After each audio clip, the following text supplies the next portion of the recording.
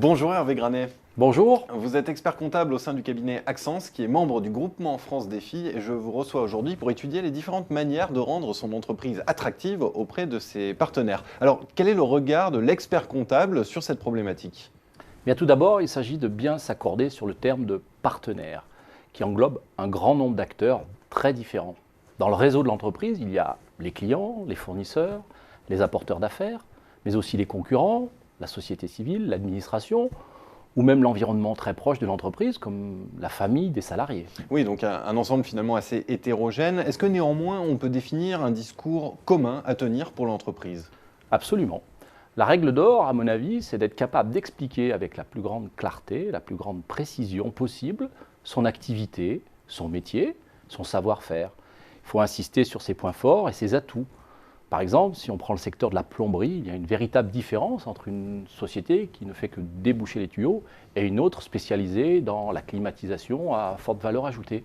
Oui, alors encore reste-t-il à le faire savoir. Alors vous, par exemple, au sein du cabinet Axence, comment faites-vous pour mettre en avant vos points forts et rendre votre entreprise attractive ?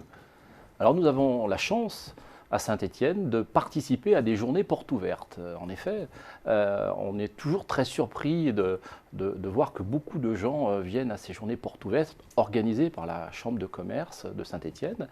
Il y a des étudiants, il y a des organismes comme Pôle emploi, mais aussi surprenant que ce soit, on a des clients ou des fournisseurs. On leur parle de notre activité, de nos effectifs, de nos contrats.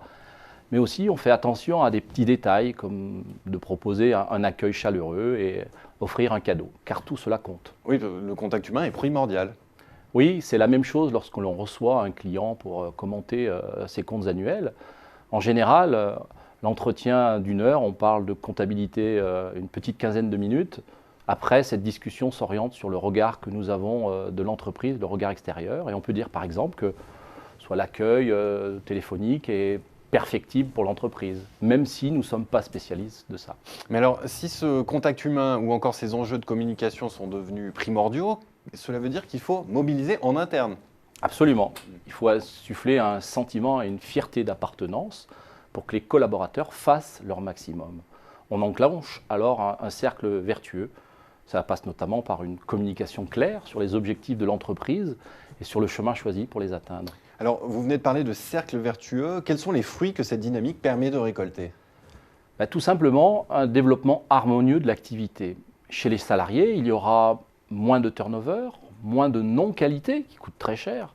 Et cette qualité va se répercuter sur la réputation de l'entreprise, donc sur son marché, sur sa performance économique.